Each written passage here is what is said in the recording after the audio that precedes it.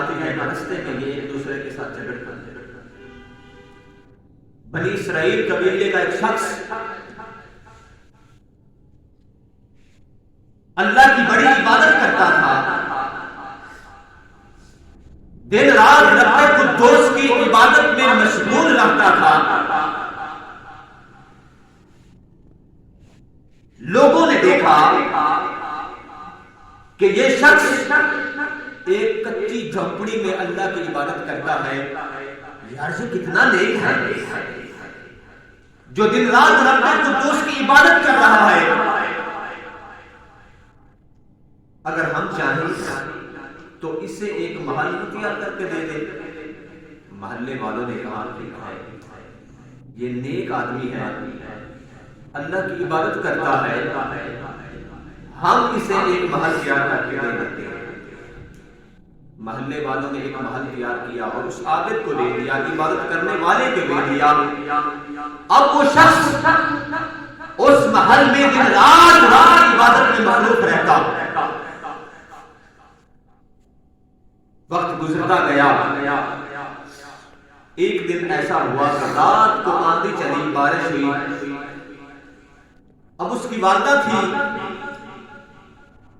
کچی جھونپڑی میں اپنی زندگی بسر کیا کرتی تھی۔ آندھی کی وجہ سے، بارش کی وجہ سے اس کی والدہ کی وہ کچی کنڈی گر گئی۔ اب آدھی رات کا وقت ہے، والدہ کہاں جائے؟ دل میں خیال آیا کہ اسی علاقہ میں میرا بیٹا رہتا ہے جس کے پاس ایک عالی شان محل ہے، اللہ کی عبادت کرتا ہے۔ آج رات میں اپنے بیٹے کے ہاں بسر کرتی ہوں، صبح اپنا نیا ٹھکانہ بنا لوں گی۔ پیارے بچوں کو آدھی رات کا وقت تھا،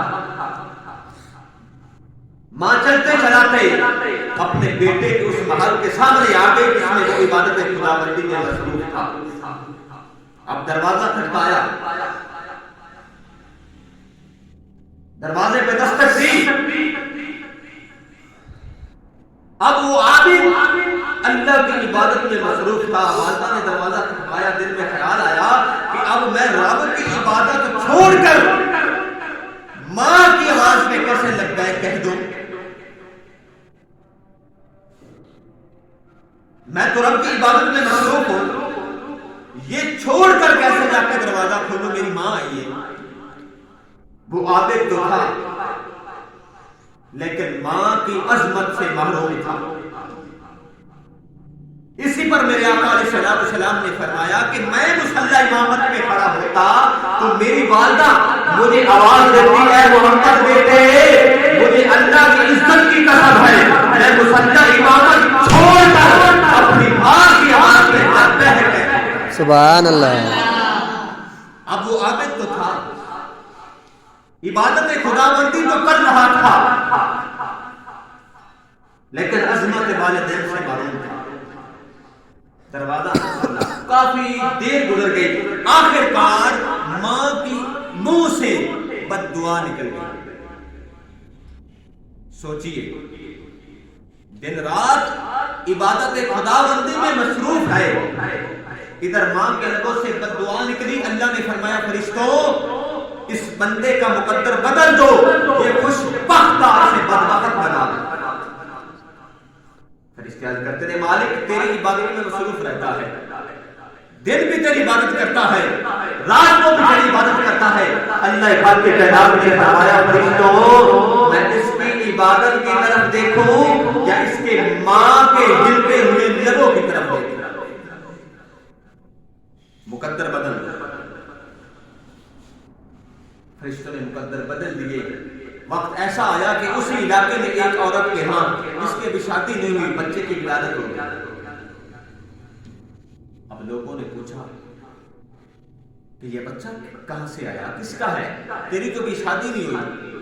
تو اس عورت نے اسی عابد پر الزام لگا دیا، اس عورت نے اسی عابد پر الزام لگا دیا کہ یہ بچہ اسی کا ہے۔ اب سوچئے دن رات اللہ کی عبادت کرنے والا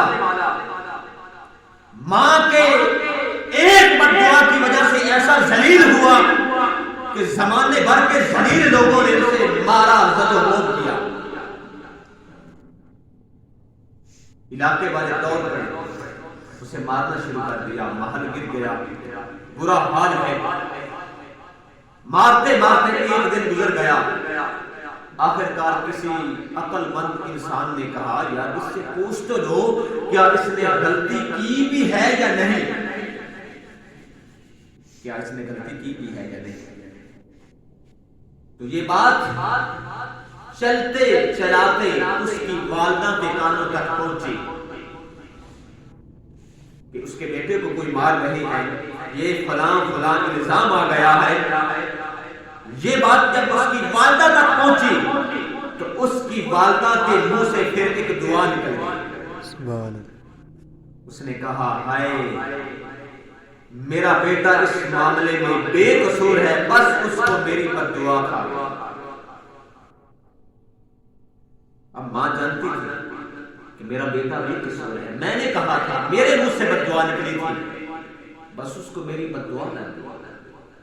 اب ماں نے پھر ہاتھ اٹھا دیے، پھر جب ہاتھ اٹھائے اور عرض کی یا اللہ میں جانتی ہوں میرا بیٹا اس معاملے میں بے قصور ہے، یا اللہ تو تو رحیم ہے، تو تو کریم ہے، پھر سے کرم فرما، میرے بیٹے کو اس الزام سے بری فرما۔ اللہ نے فرمایا فرشتوں اب پھر اس بندے کا مقدر بدل دو، سبحان، اب پھر اس بندے کا مقدر بدل دو، اس کا مقدر خوش بخت کر دو۔ یا اللہ اب بھی یہی معاملہ ہے۔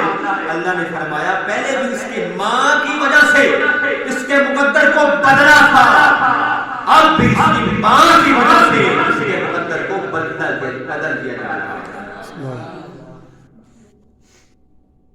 جب ماں نے دعا کی نا تو لوگوں نے پوچھا کیا تو نے یہ گناہ کیا ہے؟ اس نے کہا اگر پہلے دن پوچھ لیتے تو میں یہی کہتا، لیکن اب میں نہیں کہوں گا، میں اس کا جواب نہیں دوں گا، جو بچہ پیدا ہوا ہے اسی کو لاؤ، وہ کہے گا کہ کس کا بچہ ہے۔ اب یہ سارا معاملہ ماں کی دعا کا ہے۔ ماں کی دعا ہو تو بدقسمت سے بندہ قسمت والا بن جاتا ہے۔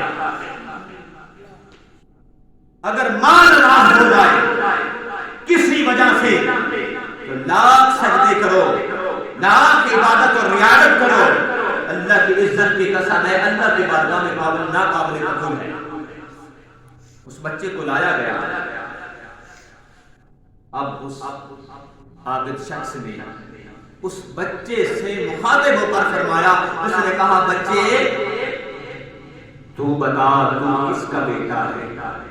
وہ شیر خواہ بچہ، دودھ پینے والا بچہ، پنگھوڑے میں جھولا جھلانے والا بچہ اپنی زبان حال سے بول کر کہتا ہے میں اس کا نہیں ہوں، میں تو اس فلاں چرواہے کا بچہ ہوں جو چراگاہ میں اپنی بکریاں چراتا ہے۔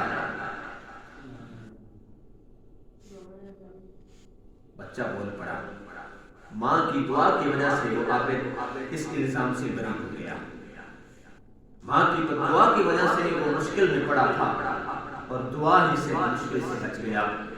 عزیز طلباء، میرا مقصد آپ کے سامنے اپنی تقریر کو بڑھانا نہیں ہے۔